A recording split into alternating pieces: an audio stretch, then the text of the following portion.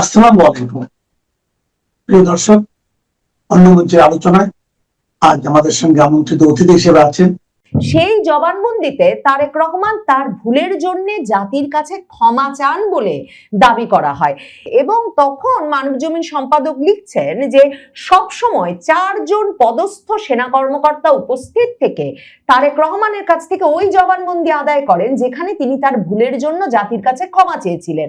এর মধ্যে ছিলেন lieutenant colonel Saiful Islam Joardar, lieutenant colonel Abdur রব খান, লেফটেন্যান্ট কর্নেল জাহিদ হোসেন এবং মেজর অবসরপ্রাপ্ত মনির।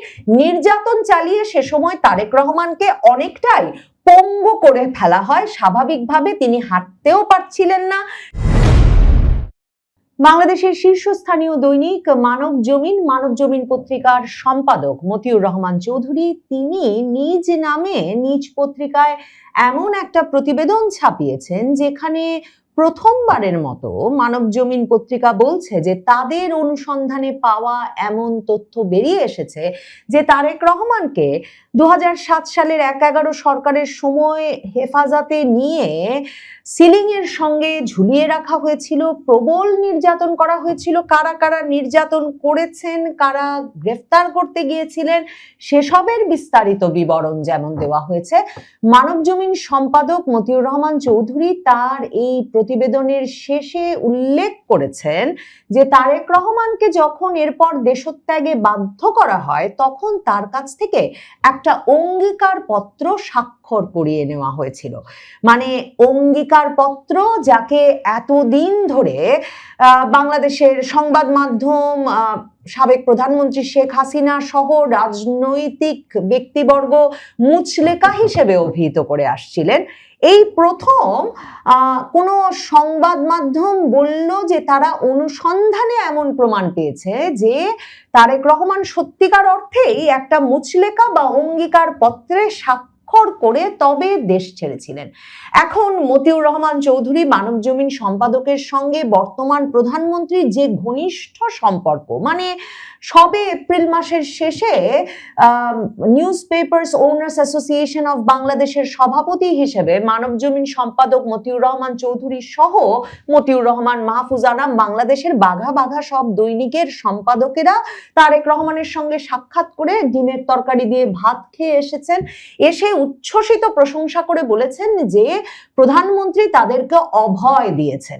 তো এই যখন পরিস্থিতি মানবজমিন সম্পাদকের সঙ্গে বর্তমান প্রধানমন্ত্রীর সম্পর্কের, তখন এটা বুঝতে বাকি থাকে না যে এহেন অনুসন্ধান যে অবশেষে বাংলাদেশের কোনো সংবাদ মাধ্যম করলো এবং প্রথমবারের মতো এই স্বীকৃতি এলো যে তারেক রহমান সত্যিই মুচলেকায় স্বাক্ষর করে বা অঙ্গীকার পত্রে স্বাক্ষর করে দেশত্যাগে বাধ্য হয়েছিলেন, সেটা খুব তাৎপর্যপূর্ণ বটে।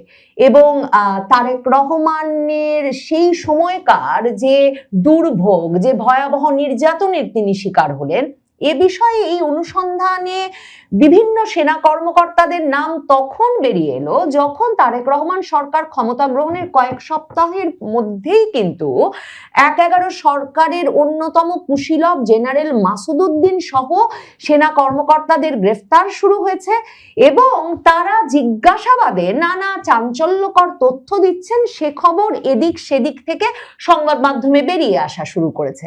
এখন মানবজমিন সম্পাদক মতিউর রহমান চৌধুরী এই যে মুচলেকার কথা বলছেন, সিলিং এর সঙ্গে বেঁধে ঝুলিয়ে রাখার কথা বলছেন, কিংবা নির্যাতনকারী সেনা কর্মকর্তাদের নামের তালিকা তুলে দিচ্ছেন, সেটা কি সত্যি মানবজমিন সম্পাদকের বা তাঁর পত্রিকার কোনো অনুসন্ধান, নাকি ওই যে 2007 সালেও প্রথম আলো, ডেইলি স্টার, মানবজমিন সহ পত্রিকাগুলো ডিজিএফআই এর দেওয়া সরবরাহকৃত তথ্যের ভিত্তিতে কিংবা জয়েন্ট ইন্টারোগেশন সেলে রাজনৈতিক ব্যক্তিবর্গ নির্যাতনের মুখে, ভয়ের মুখে যেসব সাক্ষ্য দিচ্ছিলেন, সেসব সাক্ষ্যের বিবরণী পাওয়ার ভিত্তিতে যেসব খবর প্রচার করছিলেন, তারই একটা ধারাবাহিকতা কিনা? মানে এ দফায়ও আসলে জিজ্ঞাসাবাদের মানে দলিলাদি এই সম্পাদক বা সংবাদপত্রগুলোর হাতে তুলে দেওয়া হচ্ছে কিনা খবর প্রকাশের জন্য, এবং এই যে মানে অনুসন্ধানের কথা মানবজমিন সম্পাদক বলছেন, সেটা সত্যি সাংবাদিকতার নিয়ম মেনে অনুসন্ধান নাকি গোয়েন্দা সংস্থার দেওয়া তথ্যের ভিত্তিতে অনুসন্ধান, সেটা এই প্রতিবেদন পড়লে বোঝা মুশকিল। খুব নতুন কিছু ইনফরমেশন আছে মানবজমিন সম্পাদকের এই অনুসন্ধানী প্রতিবেদনে। সেখানে তিনি সুস্পষ্টভাবে বলেছেন যে জেনারেল মঈন ও ব্রিগেডিয়ার জেনারেল এটিএম আমিনের উপস্থিতিতে আর্মি হেডকোয়ার্টারে তারেক রহমানকে গ্রেফতারের সিদ্ধান্ত নেওয়া হয় এবং সুনির্দিষ্ট কোনো অভিযোগ ছাড়াই তাকে গ্রেফতার করে ডিজিএফআই এর জয়েন্ট ইন্টারোগেশন সেলে নিয়ে যান কর্নেল অবসরপ্রাপ্ত ইমরান তাদের মইনুল রোডের বাসভবন থেকে। এবং মেজর ইমরানের দেওয়া তথ্য অনুযায়ী মানবজমিন সম্পাদক লিখছেন, এখন সেই তথ্য কি মেজর ইমরান ডিজিএফআই এর কোনো জয়েন্ট ইন্টারোগেশন সেলে বসে দিয়েছেন, পুলিশের কোনো জিজ্ঞাসাবাদে দিয়েছেন, না মানবজমিন সম্পাদককে দিয়েছেন, সে বিষয়টায় আমার একটা ধোঁয়াশা তৈরি হয়েছে এই প্রতিবেদন পড়ে। তো এখন উনি লিখছেন মেজর ইমরানের দেওয়া তথ্য অনুযায়ী একজন রানার এবং একজন ড্রাইভার নিয়ে তিনি মইনুল হোসেন রোডের খালেদা জিয়ার বাসভবনে উপস্থিত হওয়ার 3 ঘন্টা পর তারেক রহমান বেরিয়ে এসে তাদের গাড়িতে ওঠেন এবং বাসভবন থেকে বেরিয়ে মেজর ইমরানের গাড়িতে তিনি উঠলে তাকে নিয়ে নির্ধারিত গন্তব্যে রওনা হন মেজর ইমরান এবং তার সঙ্গে থাকা রানার তারেক রহমানের মুখ ওই গাড়িতেই কালো কাপড় দিয়ে ঢেকে দেন। এ সময় তারেক রহমান জানালা খোলার জন্য অনুরোধ করলেও নিরাপত্তার কারণ দেখিয়ে মেজর ইমরান তার নাকচ করে দেন। এরপর তারেক রহমানকে জিজ্ঞাসাবাদ শুরু করেন গুরুতর অপরাধ দমন অভিযান সংক্রান্ত যে জাতীয় সমন্বয় কমিটি বা সিটিআইবি গঠিত হয়েছিল সেই কমিটির কর্মকর্তারা, এবং সেখানে লেখা হচ্ছে যে সিটিআইবির দায়িত্বপ্রাপ্ত কর্মকর্তা তখন ভারপ্রাপ্ত colonel GS lieutenant colonel Saiful Islam Joardar উপস্থিত থাকেন। তার নির্দেশে অন্য কর্মকর্তারা তারেক রহমানকে বিশ্রী ভাষায় গালিগালাজ করেন এবং জয়েন্ট ইন্টারোগেশন সেলে এরপর তারেক রহমানকে 3-4 দিন রাখা হয়। সেখানে তাকে ঘন্টার পর ঘন্টা চোখ বেঁধে রাখা হয়, হাত বাঁধা অবস্থায় ঝুলিয়ে রেখে নির্যাতন করা হয়, দীর্ঘ সময় একটানা তার উপর শারীরিক নির্যাতন চালানো হয়। মানবজমিন সম্পাদক লিখছেন যা ছিল অমানবিক, বর্বরচিত। তারেক রহমানকে 2 বার জয়েন্ট ইন্টারোগেশন সেলে আনা হয়েছিল। মানবজমিন সম্পাদক বলছেন তাদের অনুসন্ধানে তারা এটা পেয়েছেন। 2007 সালের ডিসেম্বর মাসে টানা কয়েকদিন ধরে জেআইসিতে তাকে যে জিজ্ঞাসাবাদ করা হয়েছে সেখানে অবসরপ্রাপ্ত কর্নেল আব্দুর রব খান তার জবানবন্দিতে উল্লেখ করেছেন যে লেফটেন্যান্ট কর্নেল সাইফুল ইসলাম জোয়ারদারের নির্দেশে তারেক রহমানের কাছ থেকে জোরপূর্বক স্বীকারোক্তিমূলক জবানবন্দি রেকর্ড করা হয়। সেই জবানবন্দিতে তারেক রহমান তার ভুলের জন্য জাতির কাছে ক্ষমা চান বলে দাবি করা হয় এবং তখন মানবজমিন সম্পাদক লিখছেন যে সবসময় 4 জন পদস্থ সেনা কর্মকর্তা উপস্থিত থেকে তারেক রহমানের কাছ থেকে ওই জবানবন্দি আদায় করেন যেখানে তিনি তার ভুলের জন্য জাতির কাছে ক্ষমা চেয়েছিলেন। এর মধ্যে ছিলেন lieutenant colonel Saiful Islam Joardar, lieutenant colonel Abdur রব খান, লেফটেন্যান্ট কর্নেল জাহিদ হোসেন এবং মেজর অবসরপ্রাপ্ত মনির। নির্যাতন চালিয়ে সে সময় তারেক রহমানকে অনেকটাই পঙ্গু করে ফেলা হয়। স্বাভাবিকভাবে তিনি হাঁটতেও পারছিলেন না। তার উপর নির্যাতনের একটা কাহিনী অনুসন্ধানী রিপোর্টে সন্নিবেশিত রয়েছে। এই লাইনটি পড়লে আরো প্রশ্ন জাগে যে এই মানে অনুসন্ধানী রিপোর্টটা কে তৈরি করছেন? কোনো আইন শৃঙ্খলা রক্ষাকারী বাহিনী, সেনা গোয়েন্দা সংস্থা নাকি মানবজমিন? সেটা বারবার প্রশ্ন করছি এ কারণে যে এর মধ্যে কিন্তু সংবাদ মাধ্যমে খবর বেরিয়ে এসেছিল জেনারেল মাসুদরা গ্রেফতার হওয়ার পর যে আইন শৃঙ্খলা রক্ষাকারী বাহিনী তারেক রহমানের সূত্রে খবর নিয়ে 1-11-র সময় তারেক রহমান খালেদা জিয়ার বিরুদ্ধে মামলা মোকদ্দমা এবং তারেক রহমানকে নির্যাতনের সঙ্গে নানাভাবে জড়িত এবং তাকে উস্কানিদাতা হিসেবে কাজ করেছিলেন যারা, তাদের 113 জনের একটা তালিকা প্রস্তুত করেছেন। মানবজমিন সম্পাদক তার এই পুরো প্রতিবেদনটি শেষ করেছেন এই কথা বলে যে 2008 সালের 11ই সেপ্টেম্বর তারেক রহমানকে বলপূর্বক দেশত্যাগে বাধ্য করা হয়। এর আগে একটি অঙ্গীকারপত্রে সই করিয়ে নেওয়া হয়। সেই অঙ্গীকারপত্র দেখেছেন কিনা মানবজমিন সম্পাদক সেটা নিশ্চিতভাবে মানবজমিন সম্পাদকের এই প্রতিবেদন থেকে বোঝা না গেলেও অঙ্গীকারপত্রের বিষয়টি যে বর্তমান প্রধানমন্ত্রী তারেক রহমান বা মুচলেকার বিষয়টি যে বলতে বর্তমান প্রধান প্রধানমন্ত্রী তারেক রহমানের তরফে কোনো আপত্তি নাই সেটা একরকম নিশ্চিত, কিন্তু মুচলেকাটা উঠে গেল কোন পর্যায়ে? 2025-এর ডিসেম্বরে হঠাৎ কখন ওই বাধাটি উঠে গেল যে বাধার কথা 2025-এর নভেম্বরেও ফেসবুকে স্ট্যাটাস দিয়ে তারেক রহমান বলেছিলেন যে দেশে ফেরার বিষয়টি তার একক ইচ্ছাধীন নয়।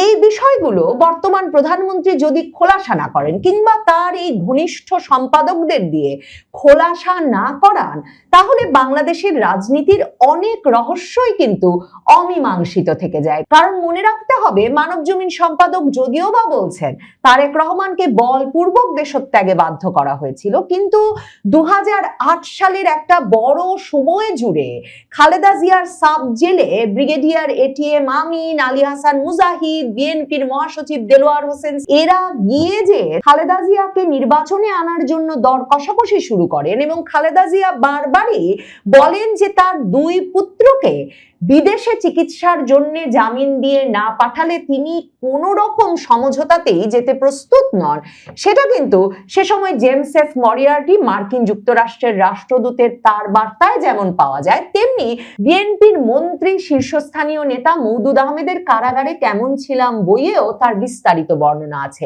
2008 সালের জুলাইয়ে খালেদা জিয়ার ছোট ছেলে আরাফাত রহমান কোকোকে জামিনে মুক্তি দিয়ে বিদেশে চিকিৎসার জন্য পাঠানো হলেও তারেক রহমানকে কিছুতেই ছাড়তে রাজি হচ্ছিলেন না 1/11 কুশীলবেরা, এবং সে সময় খালেদা জিয়াকে রীতিমতো সংবাদ মাধ্যমের সামনে তার স্বভাব বিরুদ্ধ অবস্থান নিয়ে কাঁদতে কাঁদতে বলতে শোনা যায়, যদি তারেক রহমানকে দ্রুত জামিন দিয়ে বিদেশ পাঠানো না হয় তাহলে তাকে আর বাঁচানো যাবে না, প্রয়োজনে তারেক রহমান রাজনীতি ছেড়ে দেবেন। এবং এরপরই 2008 সালের সেপ্টেম্বরে তারেক রহমান জামিনে মুক্ত হয়ে সপরিবারে চিকিৎসার জন্য লন্ডন যাওয়ার অনুমতি পান এবং এর পরপরই তারেক রহমান বিএনপির রাজনীতিতে সম্পূর্ণ নিষ্ক্রিয় হয়ে পড়লে এই জল্পনা আরো দানা বাঁধে যে নিশ্চিতভাবে কোনো মুচলেকা বা অঙ্গীকার পত্র দিয়ে তবে তারেক রহমানকে দেশ ছাড়ার ব্যবস্থা করে দিয়েছেন খালেদা জিয়া সেনাবাহিনীর সঙ্গে একটা সমঝোতার মাধ্যমে। কি আছে সে অঙ্গীকার পত্রে, কি আছে সে মুচলেকায়? সেই মুচলেকা কি অবশেষে প্রকাশিত হবে? কারা তাকে এই জোর জবরদস্তি করলো আর কারাই বা এ দফায় সেই জবরদস্তি তুলে নিয়ে তারেক রহমানের বাংলাদেশে ফিরে নির্বাচনে অংশ নিয়ে নির্বাচিত প্রধানমন্ত্রী হওয়ার সুযোগ করে দিল? সেই রহস্যগুলো ভেদ হওয়া নিশ্চিতভাবে বাংলাদেশের রাজনীতি বুঝতে অত্যন্ত জরুরি। পুলিশ থেকে প্রশাসন সবখানে এখন সরকারি কর্মকর্তারা আছেন দুই আতঙ্কে। প্রথমটি হলো ট্যাগ আতঙ্ক। এই ট্যাগ দিয়ে চলছে তালিকা তৈরির হিড়িক। হোয়াটসঅ্যাপ সহ নানা যোগাযোগ মাধ্যমে ভেসে বেড়াচ্ছে এমন অনেক তালিকা দেখা হচ্ছে কারা আওয়ামী লীগ সরকারের লোক ছিল আর কারা ছাত্রদল কিংবা বিএনপি করত। তালিকার পর বাড়ছে বাধ্যতামূলক অবসরের আতঙ্ক। নতুন নতুন তালিকা করে একের পর এক কর্মকর্তাকে পাঠানো হচ্ছে বাধ্যতামূলক অবসরে। যাদের এরই মধ্যে 25 বছর পূর্ণ হয়েছে, আইনি মারপ্যাচে তাদের সহজেই পাঠিয়ে দেওয়া যাচ্ছে বাধ্যতামূলক অবসরে। অথচ ট্যাগ খেয়ে জনস্বার্থের দোহাই দিয়ে চাকরি থেকে বিদায় দেওয়া হলেও সেই কর্মকর্তারা জানেন না চাকরিকালে তারা জনবিরোধী কি করেছিলেন। গত কয়েক মাসে পুলিশ ও প্রশাসনে 25 বছর চাকরি করে ফেলেছেন এমন বেশ কয়েকজন কর্মকর্তাকে অবসরে পাঠানোর ঘটনায় ফের আলোচনায় এসেছে বাধ্যতামূলক বা অকাল অবসরের বিষয়টি। 10 দিনের ব্যবধানে শুধু পুলিশেরই 30 কর্মকর্তাকে অবসরে পাঠিয়েছে সরকার। এই ঘটনার পর চাকরিতে 25 বছর পূর্ণ হওয়া কর্মকর্তা কর্মচারীদের মধ্যে এ নিয়ে নানা আলোচনা চলছে। আতঙ্ক তৈরি হয়েছে 20তম ব্যাচের কর্মকর্তাদের মধ্যেও। এসব ঘটনা পুলিশ প্রশাসনের ভেতর তৈরি করেছে চাপা অসন্তোষ। দৃশ্যমান না হলেও ভেতরে ভেতরে বাড়ছে উদ্বেগ, অনিশ্চয়তা আর হতাশা। বিশেষ করে যারা দীর্ঘদিন ধরে পদোন্নতি বঞ্চিত কিংবা নিজেদের নিরপেক্ষ কর্মকর্তা হিসেবে ভাবতেন, তাদের মধ্যে সবচেয়ে বেশি অস্বস্তি কাজ করছে। পুলিশ থেকে প্রশাসনে চাকরি হারানোর এই আতঙ্ক সিঁড়ি বেয়ে চলে যাচ্ছে মাঠ প্রশাসনেও। অনেক কর্মকর্তারা এখন আছেন মূর্তিমান আতঙ্কে কখন কোন সিদ্ধান্ত আসে। বিস্তারিত জানতে চলুন যাওয়া যাক বিশ্লেষণে।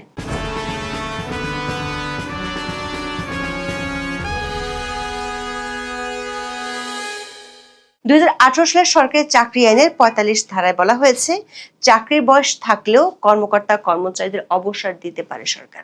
ওই ধারায় বলা হয়েছে, যে কোনো সরকারি কর্মচারীর চাকরির বয়স 25 বছর পূর্ণ হলে সরকার ওই কর্মচারীকে জনস্বার্থে যে কোনো সময় অবসরে পাঠাতে পারে। এ ধারা অনুযায়ী সংশ্লিষ্ট কর্মচারীকে কারণ দর্শানোর প্রয়োজন নেই। ওই ধারায় অবসরে পাঠানো কর্মকর্তাদের বাধ্যতামূলক বা অকাল অবসর হিসেবে চিহ্নিত করা হয়। তবে বাংলাদেশে সব সরকারের আমলে এই ধারাটি ব্যবহৃত হয় রাজনৈতিক দমনের অস্ত্র হিসেবে। সাধারণত চাকরিতে নানা অপরাধ বা অনিয়ম করলে আইন অনুযায়ী কর্মকর্তা কর্মচারীরা চাকরিচ্যুত বা বরখাস্ত হন। তবে 2018 সালের সরকারি চাকরি আইনের 45 ধারায় চাকরি থেকে বের করে দেওয়া হলো, কর্মকর্তা কর্মচারীরা জানতেই পারেন না তাদের কেন চাকরি থেকে বাদ দেওয়া হলো। কারণ রাজনৈতিক ছাঁটাইয়ের অস্ত্র হিসেবে সব সরকারই এটি ব্যবহার করে আসছে। যে সরকার বিদায় নেয় ওই সরকার অনুগত কর্মকর্তা কর্মচারীকে সাধারণত 45 ধারায় অবসরে পাঠানো হয়। যদিও টানা 25 বছর ধরে এসব কর্মকর্তা কর্মক্ষেত্রে অভিজ্ঞতা অর্জন করে থাকেন। রাষ্ট্রীয় খরচে তারা নানা প্রশিক্ষণ নেন কর্মকালে, ফলে তাদের অভিজ্ঞতা কাজে না লাগে সার্ভিসের সময় থাকলেও বিদায় দেওয়া হয়। তবে এমন ঘটনাও ঘটে, এক সরকার আমলে বাধ্যতামূলক অবসরে পাঠানো হলে পরের সরকার আমলে সংশ্লিষ্ট কর্মকর্তা ভূতাপেক্ষ পদোন্নতি, পুরনো বেতন ভাতা নিয়ে ফের চাকরিতে ফিরে আসছেন। অন্যদিকে ভেতরে ভেতরে ভিন্ন রাজনৈতিক মতাদর্শের কারণে অনেক কর্মকর্তা যোগ্যতা থাকার পরও পদোন্নতি বঞ্চিত হন। এক সরকারের আমলে পুরো সময় অপেক্ষাকৃত কম গুরুত্বপূর্ণ ইউনিট বা পদে চাকরি করতে বাধ্য হন। সরকার বিদায়ের পর ওই সরকার অনুগতদের বাধ্যতামূলক অবসরে পাঠিয়ে শূন্য পদে বঞ্চিতদের পদোন্নতি ও প্রদান করতেও দেখা যায়। 90 পরবর্তী এরশাদ সরকার থেকে শুরু করে সব সরকারের আমলে কর্মকর্তাদের বাধ্যতামূলক অবসরে দেওয়া হয়েছে। 1991 সালে বিএনপি প্রথমবারের মতো ক্ষমতায় আসার পর বিভিন্ন সরকারি দপ্তর, স্বায়ত্তশাসিত প্রতিষ্ঠান এবং বিশেষ করে সামরিক ও আধা সামরিক বাহিনী থেকে 1973-74 ব্যাচের কর্মকর্তাদের চাকরিচ্যুতির ঘটনাটি বাংলাদেশের প্রশাসনিক ও রাজনৈতিক ইতিহাসে একটি আলোচিত বিষয়। 2001 সালে দ্বিতীয়বার ক্ষমতায় এসে একই নীতি অনুসরণ করেছিল বিএনপি। আওয়ামী লীগ সরকারের নানা মেয়াদেও ছিল বাধ্যতামূলক অবসরের রীতি, তবে তা অন্য সরকারের তুলনায় গণহারে ছিল না। 2024 সালের 5ই আগস্ট আওয়ামী লীগ সরকারের পতনের পর ডক্টর মোহাম্মদ ইউনূসের নেতৃত্বে অন্তর্বর্তীকালীন সরকার সরকারি চাকরি আইনের সেই 45 ধারার ব্যবহার চালাতে থাকে। অন্তর্বর্তীকালীন সরকারের প্রথম 1 বছরে প্রশাসন ক্যাডারের 29 কর্মকর্তাকে বাধ্যতামূলক অবসরে পাঠানো হয়। এছাড়া ওই সরকার বিভিন্ন সময় অতিরিক্ত সচিব ও সচিব পদমর্যাদার 31 কর্মকর্তাকে বাধ্যতামূলক অবসরে পাঠায়। তাদের বেশিরভাগই 2014 ও 18 সালের জাতীয় নির্বাচনে রিটার্নিং কর্মকর্তা সহ নানাভাবে দায়িত্ব পালন করেছিলেন। প্রশাসন ক্যাডারের কর্মকর্তা ছাড়াও ওই সরকার এক প্রজ্ঞাপনে জুডিশিয়াল সার্ভিসের 18 জন বিচারক সহ বিভিন্ন সময় পুলিশের 51 কর্মকর্তাকে অবসরে পাঠায়। মোহাম্মদ ইউনূসের আমলে আওয়ামী লীগ সরকারের সময় চাকরিচ্যুত বা বাধ্যতামূলক অবসরে পাঠানো মোট 335 জন কর্মকর্তাকে পুনরায় চাকরিতে ফিরিয়ে আনা হয়েছে। 2024 সালের আগস্টের রাজনৈতিক পরিবর্তনের পর থেকে এখন পর্যন্ত বিভিন্ন পদে মোট 557 জনকে পদোন্নতি দেওয়া হয়েছে, যার বেশিরভাগই রাজনৈতিক বিবেচনায়। 17 ফেব্রুয়ারি সরকার গঠনের পর বর্তমান বিএনপি সরকারও 45 ধারা অনুযায়ী বেশ কয়েকজন কর্মকর্তাকে বাধ্যতামূলক অবসরে পাঠিয়েছে। এর মধ্যে বর্তমান সরকারের আমলে 3 দফায় 5 অতিরিক্ত আইজিপি সহ 35 পুলিশ কর্মকর্তাকে বাধ্যতামূলক অবসরে পাঠানো হয়। সর্বশেষ গত রোববার পুলিশের 16 ডিআইজি সহ 17 কর্মকর্তাকে সরকারি আইনের 45 ধারায় অবসরে পাঠায় সরকার। এতটাই তড়িঘড়ি করে এদেরকে পাঠানো হয়েছে, দেখা যাচ্ছে পুলিশ সদর দপ্তর থেকে যে প্রজ্ঞাপন জারি করা হয়েছে সেটি ছিল 23 মেতে, অথচ পরিপত্রের উপরে তারিখ লেখা হয়েছে 20 মে। এর আগে গত 22 এপ্রিল পুলিশের 11 জন ডিআইজি ও 2 জন অতিরিক্ত ডিআইজিকে বাধ্যতামূলক অবসরে পাঠায় সরকার।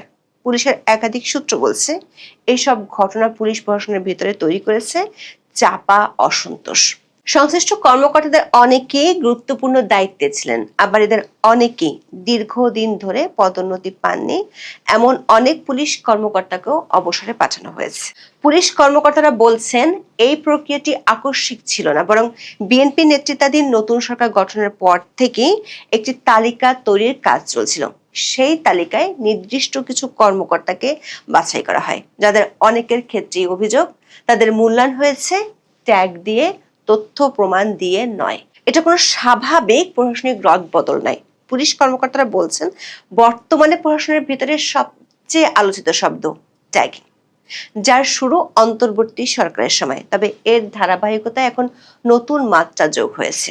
অবশ্য ট্যাগিং হলেও অন্তর্বর্তী সরকার এসব কর্মকর্তাকে বাধ্যতামূলক অবসরে পাঠায়নি, কিন্তু নতুন সরকার গঠনের পরপরই অতি উৎসাহী কিছু পুলিশ কর্মকর্তা এদের অবসরে পাঠাতে মরিয়া হয়ে ওঠে। কর্মকর্তাদের অতীত কর্মজীবন বা পোস্টিং কিংবা কোনো নির্দিষ্ট সরকার আমলের দায়িত্ব পালনের ভিত্তিতে তাদের উপর গোপনে সরকার বিরোধী ট্যাগ বসানো হয়। এভাবে অনেককেই অবসরে পাঠানো পদ তৈরি করা হয়েছে বলে পুলিশ প্রশাসনের অন্তর্মহলের জোর আলোচনা রয়েছে। নাম প্রকাশে অনিচ্ছুক ডিআইজি পদমর্যাদার এক কর্মকর্তা বলেছেন, যারা পেশাদারি দৃষ্টিভঙ্গি থেকে কাজ করেছেন, কোনো রাজনৈতিক পক্ষ নেননি, তারাও এখন নিরাপদ নন। কে কখন কোথায় ছিল, কোন সরকারের সময় কোন কাজ করেছে, এসব দিয়ে এখন বিচার করা হচ্ছে। যদিও সরকারি চাকরিতে কর্মরত কর্মকর্তাদের দায়িত্ব পালন করা ছাড়া অন্য কোনো বিকল্প থাকে না। একজন পুলিশ সুপার পদমর্যাদার কর্মকর্তা বলেন, ভালো কাজ করেও যদি নিরাপত্তা না থাকে তাহলে কাজের আগ্রহ থাকে কিভাবে? সবসময় মনে হয় আজ না হোক কাল হয়তো তার নামও চলে আসবে। পুলিশের মধ্যে এই তালিকা তৈরির পেছনে কাজ করছে আগের আমলে বিএনপি পন্থী বলে পরিচিত কিছু কর্মকর্তা, যাদের নানা অপকর্মের জন্য চাকরি গিয়েছিল এবং তাদেরকে আবার ফেরত আনা হয়েছে। জানা গেছে গত বেশ কিছুদিন ধরে পুলিশের বিসিএস 15তম, 17তম এবং 18তম ব্যাচের 25 কর্মকর্তার নাম সংবলিত একটি তালিকা ঘুরছে এক হোয়াটসঅ্যাপ থেকে আর এক হোয়াটসঅ্যাপে। পুলিশের একজন ডিআইজি বলেছেন, আওয়ামী লীগ সরকার আমলে তিনি পদোন্নতি পেলেও কখনো জেলার পুলিশ সুপার, রেঞ্জ ডিআইজি কিংবা অন্য কোনো গুরুত্বপূর্ণ পদে পদায়ন হননি, শুধু পদোন্নতি পেয়েছেন।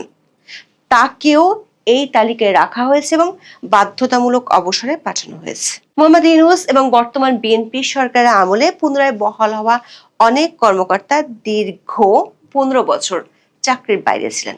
তাদের গুরুত্বপূর্ণ পদে ফিরিয়ে আনা সাধারণ পুলিশ সদস্যদের মধ্যে অসন্তোষ তৈরি করেছে। 2024 সাল থেকে এখন পর্যন্ত অন্তর্বর্তী সরকার 76 জন এবং বর্তমান বিএনপি সরকার 30 জন কর্মকর্তাকে বাধ্যতামূলক অবসরে পাঠিয়েছে। তাদের মধ্যে অনেকেই 15তম, 17তম ও 18তম বিসিএস ব্যাচের কর্মকর্তা এবং দীর্ঘদিন ওএসডি ছিলেন। আবার যাদের 25 বছর পূরণ হতে যাচ্ছে তাদের মধ্যে দেখা দিয়েছে আতঙ্ক।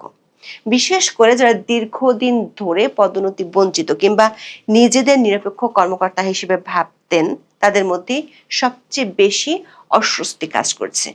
আতঙ্ক ছড়িয়ে পড়ছে 20তম ব্যাচের কর্মকর্তাদের মধ্যে। বিসিএস 20তম ব্যাচের কর্মকর্তাদের চাকরির বয়স চলতি মাসের 28 তারিখে 25 বছর পূর্ণ হবে। আগে থেকেই এ ব্যাচের ওএসডি থাকা কর্মকর্তারা আদৌ চাকরিতে থাকতে পারবেন কিনা তা নিয়ে তারা দুশ্চিন্তায় পড়েছেন। 2018 সালের বিতর্কিত নির্বাচনে দায়িত্ব পালন করা ডিসিদেরও চাকরির বয়স 25 বছর হলেই বাধ্যতামূলক অবসরে পাঠানো হতে পারে বলে প্রশাসনে গুঞ্জন রয়েছে। পুলিশ কর্মকর্তাদের সঙ্গে কথা বলে জানা গেছে, বর্তমানে পুলিশের 3 জন ওএসডি এবং 113 কর্মকর্তা বিভিন্ন ইউনিটে সংযুক্ত রয়েছেন। তাদের মধ্যে যারা 25 বছর চাকরির মেয়াদ পূর্ণ করেছেন সেই কর্মকর্তাদের তালিকা তৈরি করা হচ্ছে। খতিয়ে দেখা হচ্ছে কাদের গায়ে ট্যাগ লাগিয়ে বাড়ি পাঠানো যায়। যদিও পুলিশ বিভাগে আলোচনা রয়েছে বাধ্যতামূলক অবসরে পাঠানো কর্মকর্তাদের অনেকেই বিগত সরকারগুলোর আমলে অনেকটা নিরপেক্ষ ভাবমূর্তি নিয়ে দায়িত্ব পালন করছিলেন। চাকরি জীবনে অনেকের দক্ষতা ও সহায়তা রয়েছে।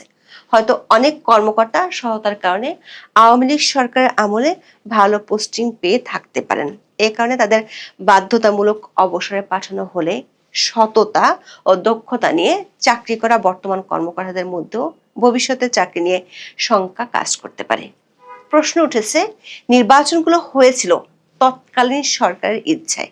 সেখানে ডিসি ও এসপি সহ অন্য কর্মকর্তাদের পক্ষে সরকারের ইচ্ছার বিরুদ্ধে যাওয়ার সুযোগ কি ছিল?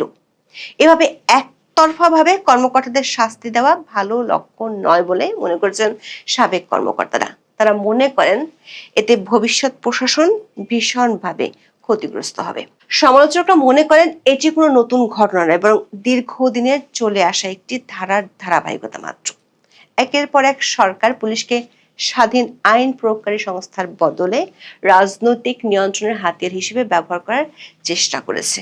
অনুগত কর্মকর্তাদের দ্রুত পদোন্নতি ও গুরুত্বপূর্ণ পোস্টিং দিয়ে পুরস্কৃত করা হয়েছে। অন্যদিকে নিরপেক্ষ বা ভিন্ন মতের কর্মকর্তাদের সরিয়ে দেওয়া হয়েছে। এর ফলে পেশাদারিত্বের চেয়ে আনুগত্যের ভিত্তিতে বাহিনীটি গড়ে উঠেছে। এর প্রভাব এখন দৃশ্যমান হচ্ছে। পুলিশে ব্যাপক পদোন্নতি চললেও রাজধানী সহ সারা দেশে হত্যা, চাঁদাবাজি ও ডাকাতির ঘটনা বেড়েছে। মাঠ পর্যায়ে পুলিশ কার্যক্রম এখনো পূর্ণ গতি ফিরে পায়নি, যা বাহিনীর মনোবল ও শৃঙ্খলার উপর চাপেরই প্রতিফলন। দিনে দুপুরে চলছে র্যাবের উপর আক্রমণ, ছিনতাই, চাঁদাবাজি যেন নিয়মিত ঘটনা হয়ে যাচ্ছে। যদিও বরাবরের মতোই বর্তমান স্বরাষ্ট্রমন্ত্রী সালাউদ্দিন আহমেদও আইন শৃঙ্খলার সঙ্গে এই রদবদলের কোনো সম্পর্ক থাকার কথা অস্বীকার করেছেন। তিনি বলেছেন, নিয়োগ, বদলি, পদোন্নতি বা বিভাগীয় ব্যবস্থা গ্রহণ প্রশাসনের নিয়মিত কাজের অংশ। এর কোনো নির্দিষ্ট সময়সীমা নেই এবং এটি একটি চলমান প্রক্রিয়া। কিন্তু বারবার রদবদল, গণ অবসর এবং দ্রুত পদোন্নতি মনোবল ভাঙ্গা পুলিশ বাহিনীকে ঠেলে দিচ্ছে আরো ক্ষতির মুখে। যেখানে একটি মৌলিক প্রশ্ন থেকেই যাচ্ছে, পুলিশ কি আসলে একটি নিরপেক্ষ প্রতিষ্ঠান হিসেবে কাজ করতে পারবে, নাকি রাজনৈতিক হাওয়ার সঙ্গেই তাদের তাল মিলিয়ে চলতে হবে? এখন এই পর্যন্ত। সবাই ভালো থাকুন, সুস্থ থাকুন, নিরাপদে থাকুন। দেখা হবে আগামী পর্বে।